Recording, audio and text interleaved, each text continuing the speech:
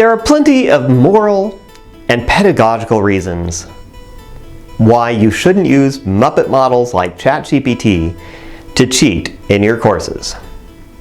I'm recording this in 2024, so going forward I'm going to use the term Muppet models as a catch-all for generative AI language models, in case OpenAI has been eclipsed when you watch this. Now, this should be enough to stop you from cheating. You're wasting your tuition money, you're not learning anything, you're gaining an unfair advantage over your classmates, and you could get kicked out of school.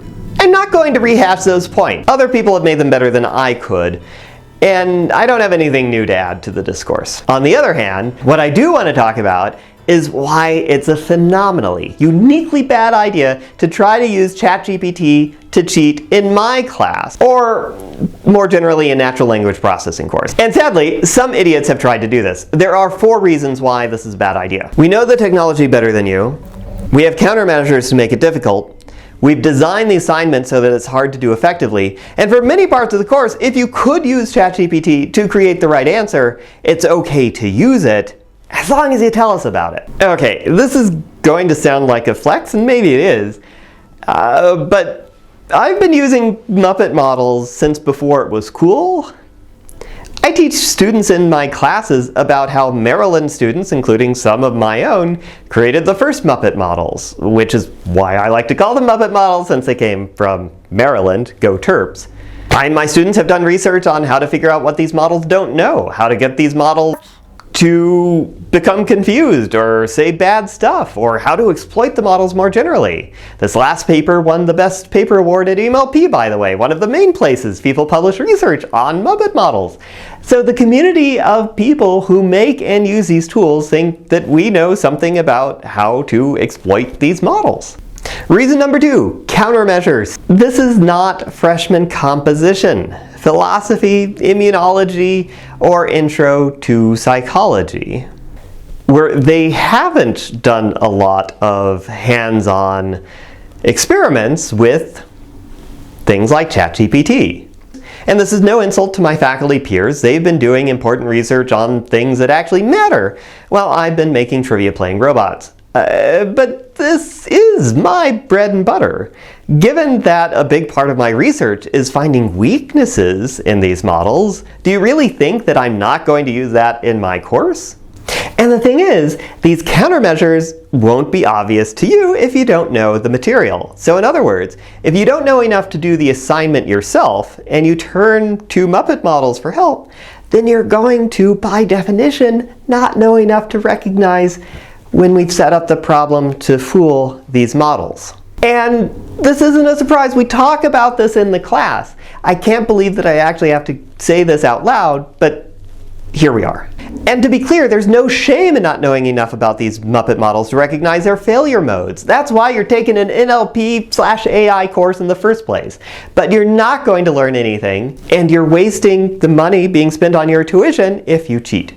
Reason number 3, the assignments aren't set up for it. Let's take an example assignment from the class, writing adversarial questions. You need to write a question that a Muppet model can't answer. If you, like some students from previous iterations from the class, ask a Muppet model to generate such a question and explain why a Muppet model can't answer the question, how do you think that's going to work? What these models will do is look up on the internet for an example of a question that a Muppet model can't answer.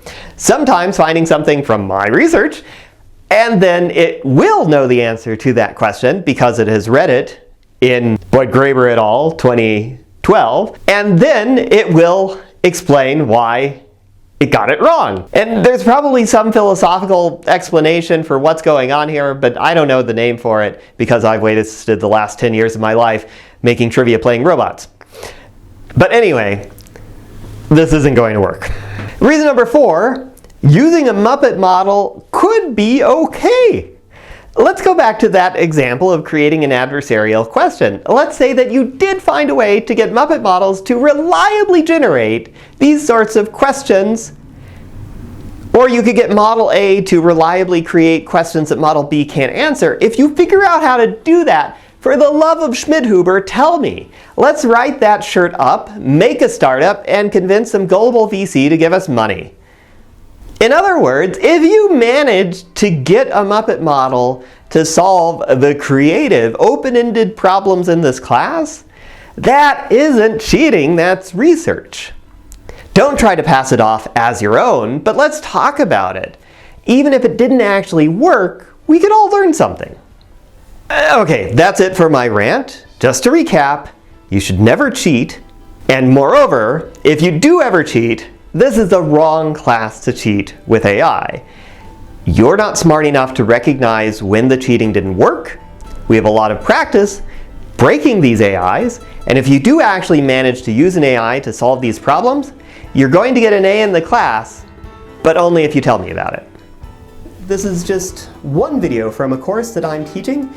If you want to get the whole context, check out the course webpage, linked below. There you can find all of the videos in the right order. YouTube likes to show you older videos out of order, homeworks, exercises, and recommended readings. And if you want to help other people find videos like this, please be sure to like and subscribe to provide a big gradient to the algorithm.